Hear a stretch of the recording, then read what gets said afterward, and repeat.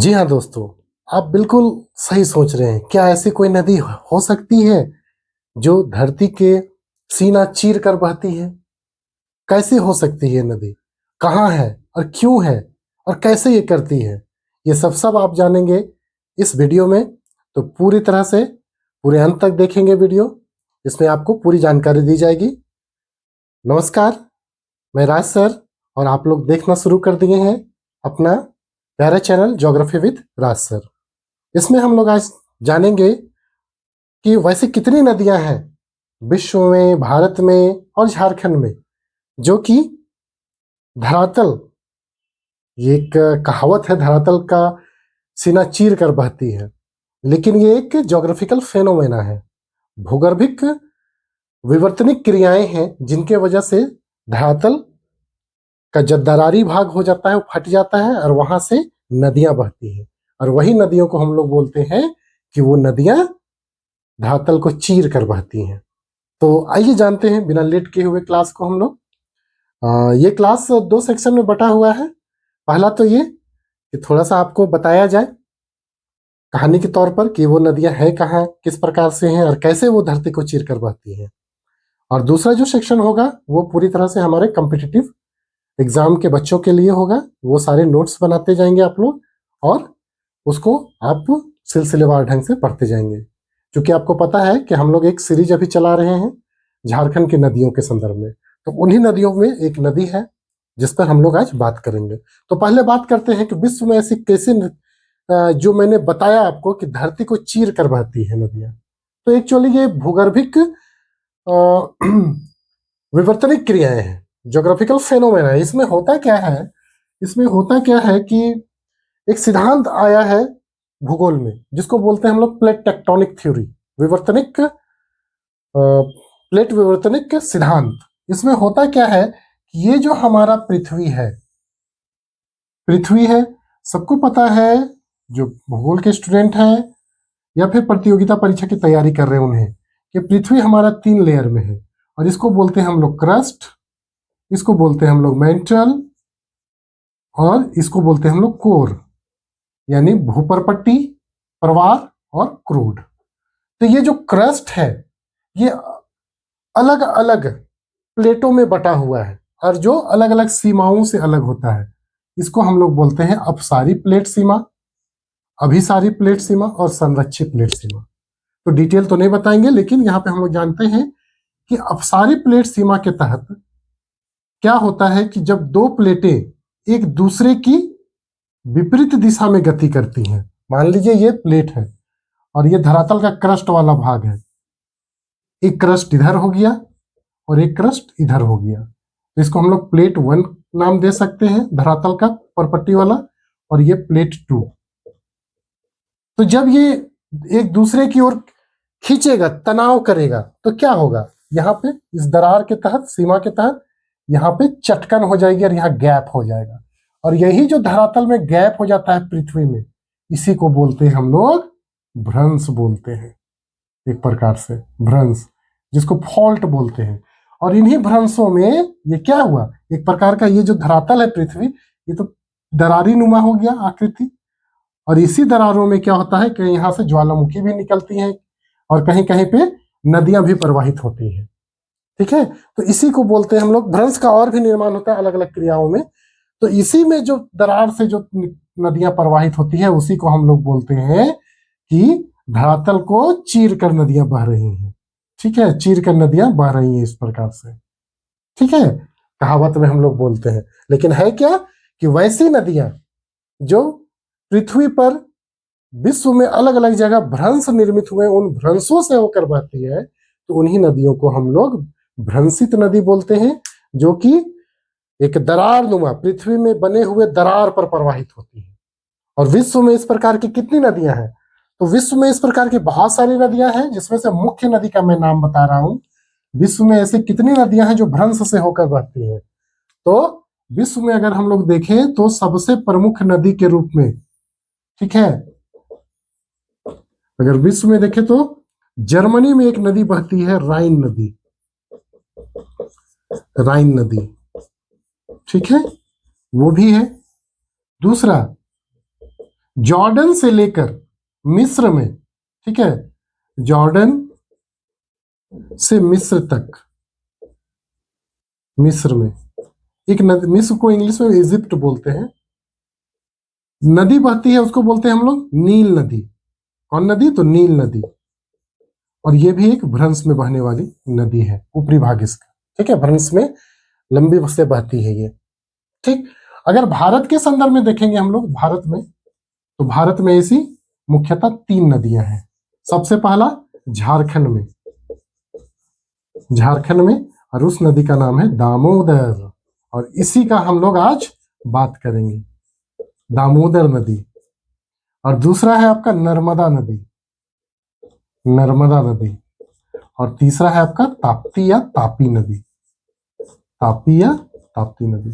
चूंकि हम लोग सभी नदियों पर बात कर सकते हैं, लेकिन हमारा टॉपिक है झारखंड में प्रवाहित होने वाली नदियां। झारखंड अपवाह प्रणाली हम लोग क्लास में ले रहे हैं, तो आज हम लोग पूरी तरह से बात करेंगे दामोदर नदी पर। और जो मैंने थंबनेल में लगाया, थंबनेल में, कि ऐसी कौन सी नदी है जो धरातल को चीर कर बहती है, तो वो इस प्रकार की बहुत नदियां हैं। राइन नदी है, नील नदी है, झारखंड में दामोदर है, भारत में नर्मदा और ताप्ती है, तापी है, ठीक है। तो चलिए अब हम लोग आगे बढ़ते हैं और शुरू करते हैं झारखंड में अपवाह प्रणाली के तहत। आज हम लोगों का जो शीर्षक है, आज हम लोगों का जो नदी है वो है दामोदर नदी। कि दामोदर नदी की क्या क्या ऐसी विशेषताएं हैं, ऐसे कौन कौन से तथ्य हैं जो हमें परीक्षाओं में, प्रतियोगी परीक्षाओं के लिए काफी इंपॉर्टेंट हो जाता है। तो सबसे पहले देखते हैं इसका उद्गम स्थल, दामोदर नदी का उद्गम ये कहां से होता है। तो यह एक जगह है, जिला है आपका लातेहार में, ठीक है, लातेहार जिला से निकलता है ये, लातेहार जिला। अब लातेहार जिला में कहां से? तो टोरी एक जगह है, टोरी। और टोरी में भी तथाकथित एक लोग बोलते हैं, मैं गया नहीं हूं, तो प्रयास करूंगा जाके देखने का, चूल्हा पानी एक जगह है, चूल्हा पानी यानी सोता टाइप से, वहीं से यह दामोदर नदी निकलती है, ठीक है। अब देखते हैं कि इसका मुहाना कहाँ है। मुहाना मतलब ये नदी कहाँ पे जाकर किसी दूसरी नदी से मिलती है, या इसका पानी कहाँ पे मिश्रण हो जाता है अन्य जगहों में। तो ये वो कौन सा है? तो ये आपको है भागीरथी नदी में, भागीरथी नदी नहीं, हुगली नदी।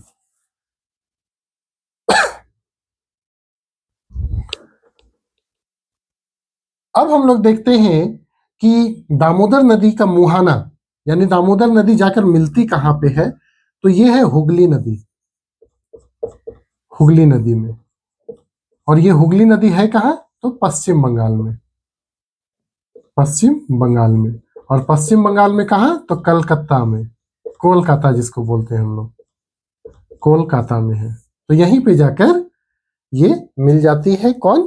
तो दामोदर नदी, ठीक है, इसके पास पश्चिम बंगाल में। अब अगला विषय आता है कि इसकी कुल लंबाई कितनी है। कुल लंबाई, मैं कुल लंबाई का बात कर रहा हूं, ठीक है। तो कुल लंबाई इसकी है 592 किलोमीटर, 592 किलोमीटर। और ये झारखंड में कितना प्रवाहित होती है? झारखंड में इसका प्रवाह है कितना किलोमीटर? तो झारखंड में है ये 290 किलोमीटर, झारखंड में 290 किलोमीटर, ठीक है। और इसके अलावा जो रेस्ट बच गया वो पश्चिम बंगाल में बहता है, ठीक है ना। यानी 302 किलोमीटर जो है वो कहाँ बहेगा? 302 किलोमीटर पश्चिम बंगाल में बहेगा ये, पश्चिम बंगाल। जो नीचे और निचला वाला भाग है, मैदानी भाग, वहां पे पश्चिम बंगाल में 302 किलोमीटर। तो कुल हो गई लंबाई 592 किलोमीटर। इस प्रकार से हम लोग इसका देख लिए ये चीजें। अब देखते हैं कि इसका जो क्षेत्र है, एरिया है, वो कितना है, एरिया कितना है उसको हम लोग देख लेंगे। तो इसमें हम लोग देखेंगे इसका अपवाह क्षेत्र, अपवाह क्षेत्र देखेंगे कि अपवाह क्षेत्र कितना है, अपवाह क्षेत्र।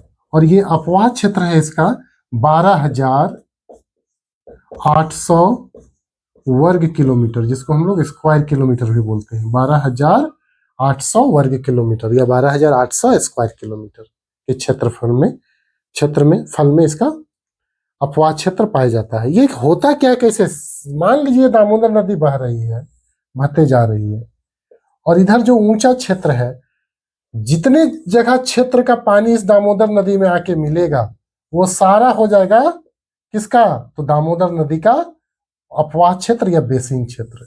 तो ये एरिया कितना है, यही एरिया पूरा कहलाएगा आपका 12,800 वर्ग किलोमीटर क्षेत्रफल। अब हम लोग देखते हैं कि दामोदर नदी की सहायक नदियां कौन कौन सी है, ट्रिब्यूटरीज इसकी कौन कौन सी है, सहायक नदियां।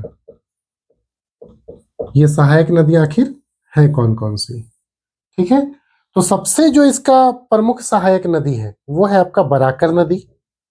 तो पहला कौन है, बराकर नदी, बराकर नदी।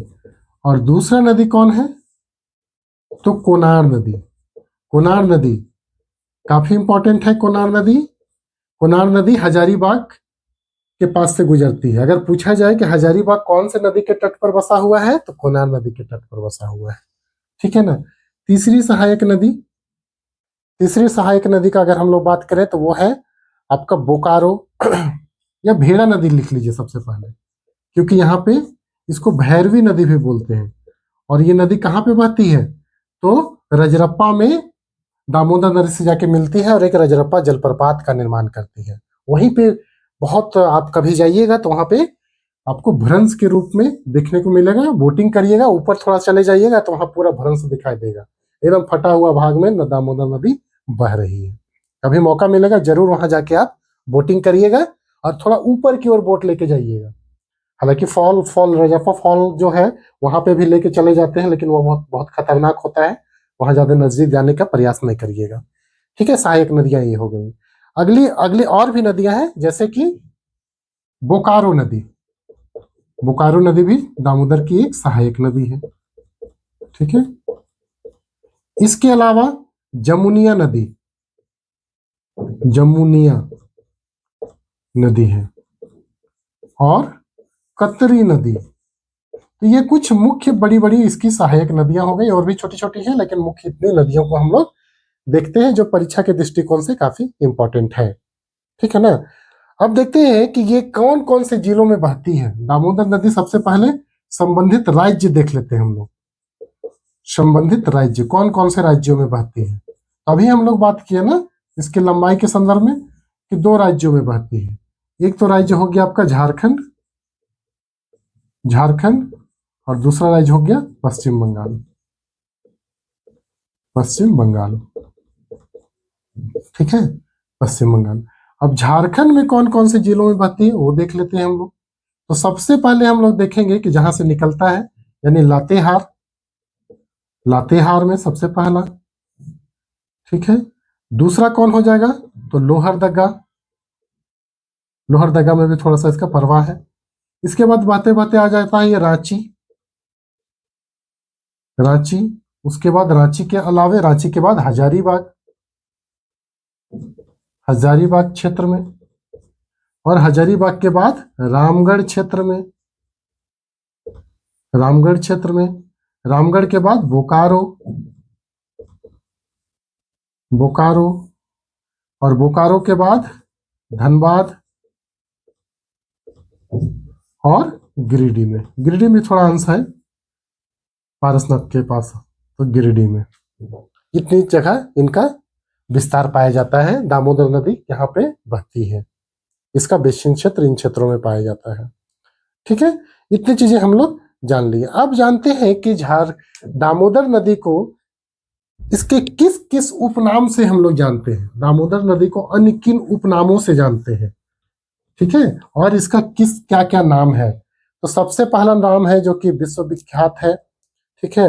हालांकि सबसे पहला नाम हम लोग इसको देव नदी के रूप में जानते हैं, पूजनीय नदी है जी ये देव नदी। दूसरा है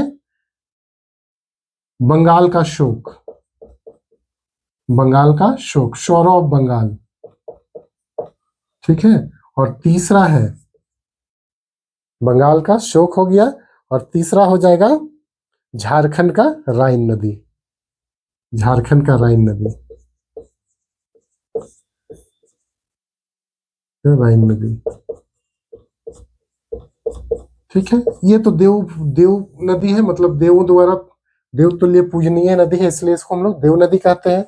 बंगाल का शोक इसलिए बोलते थे कि अपने आरंभिक समय में होता क्या था कि दामोदर नदी अपने जो छोटानागपुर पठार में बहती थी, तो ये पठारी और पर्वतीय क्षेत्र था। तो यहाँ से जो नदियां पठारी क्षेत्र से जाती थी तो इनका धारा भी थोड़ा कम था, और ये भ्रंश में बहती है तो नीचे गहराई तक चली जाती थी। क्यों? क्योंकि धरातल फटा हुआ था, अभी हमने बात किया, तो गहराई तक बहती थी नदी, इसलिए इसका पानी वहां पे समाहित हो जाता था भ्रंश में। लेकिन जैसे ही ये पश्चिम, ये हमारा झारखंड क्षेत्र है, जैसे ही ये पश्चिम बंगाल में प्रवेश करती है पूरब की ओर, वेस्ट बंगाल में, तो ये मैदानी क्षेत्र हो जाता है, इधर पर्वत कम है, तो ये मैदानी क्षेत्र में क्या हो जाता है, यहाँ भ्रंश नहीं है।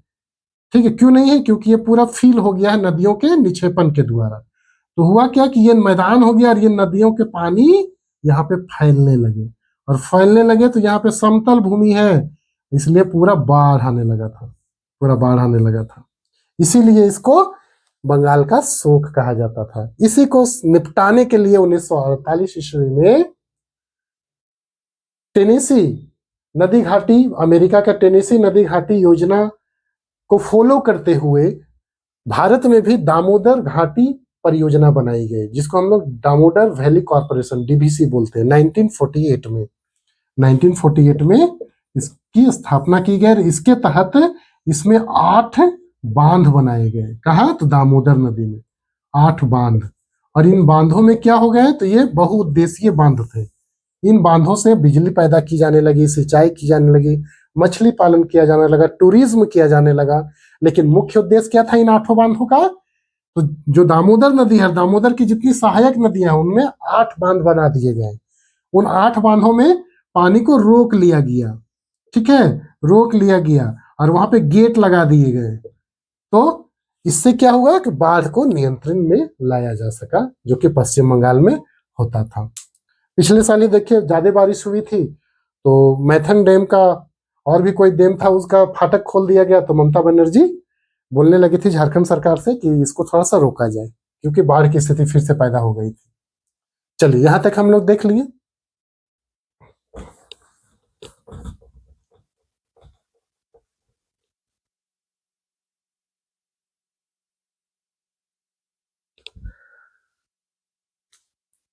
अब देखते हैं हम लोग दामोदर नदी की कुछ विशेषताएं, प्रमुख विशेषताएं, विशेष विशेषताएं, दामोदर नदी की विशेषताएं।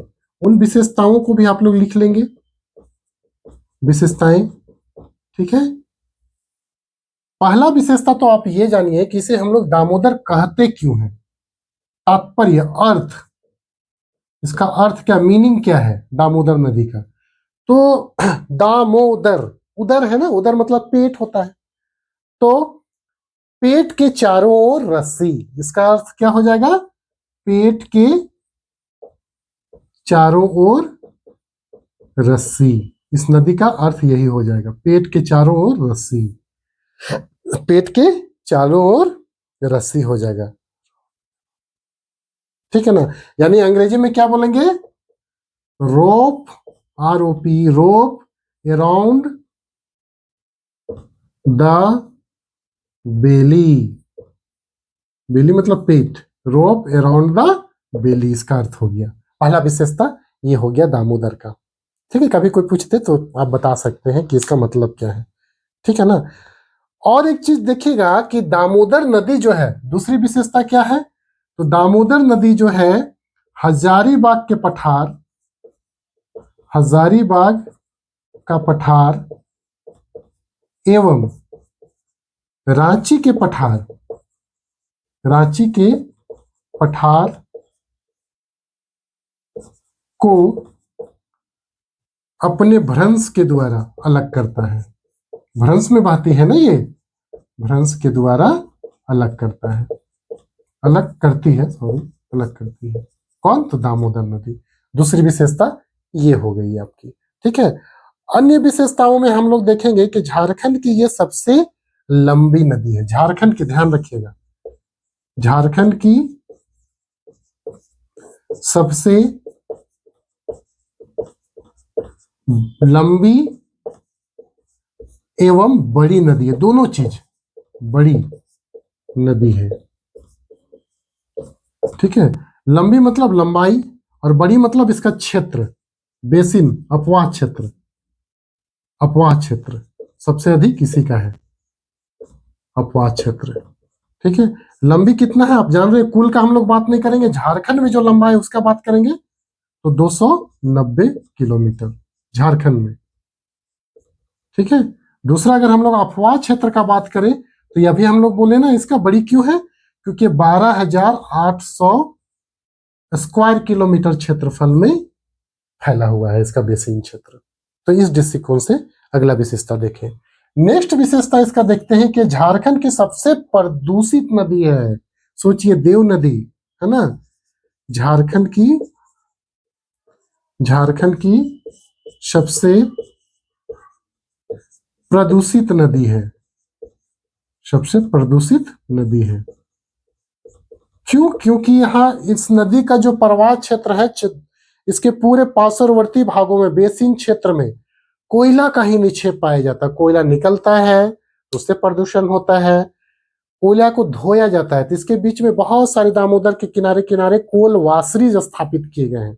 कोयला को धोया जाता है, उसके बाद उसको उद्योगों के लिए एक्सपोर्ट बाहर भेज दिया जाता है। ठीक है ना, तो कोल वाशरी है, उन वाशरियों से कोयला को धोने से वो नदियों में प्रवाहित हो जाता है उसका पानी। ठीक है ना, तो यहां तक हम लोग लिख लिए। दूसरा विशेषता, नेक्स्ट विशेषता इसको देख लेंगे।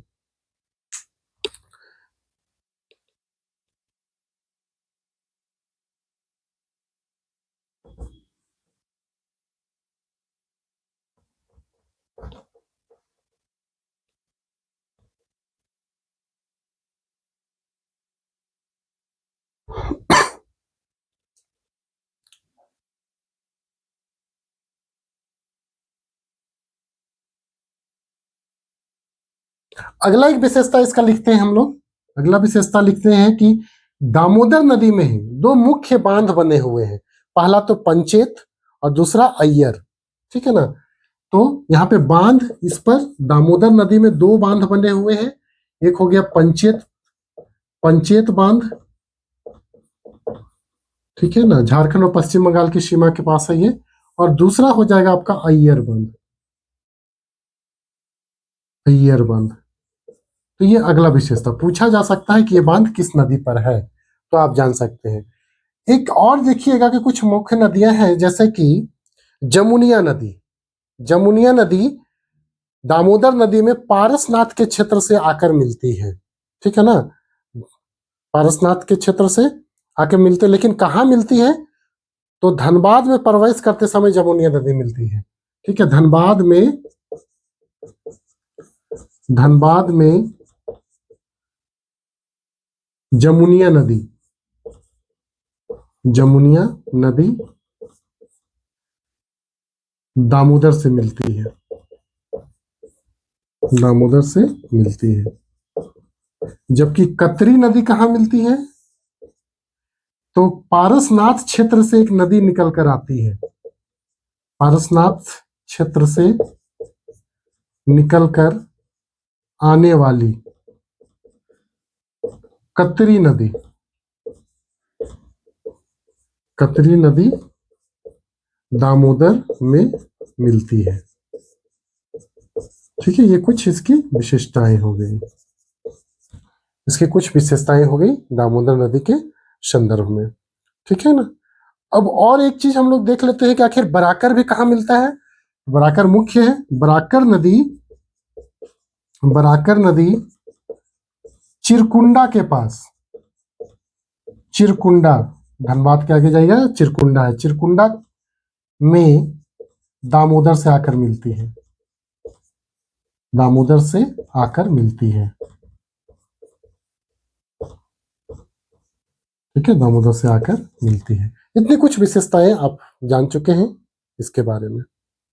ठीक है, तो ये हुआ आज हमारा दामोदर नदी के संदर्भ में कुछ विशेषताओं और उसके जो मुख्य तथ्यों के बारे में हम लोग आज बात किए।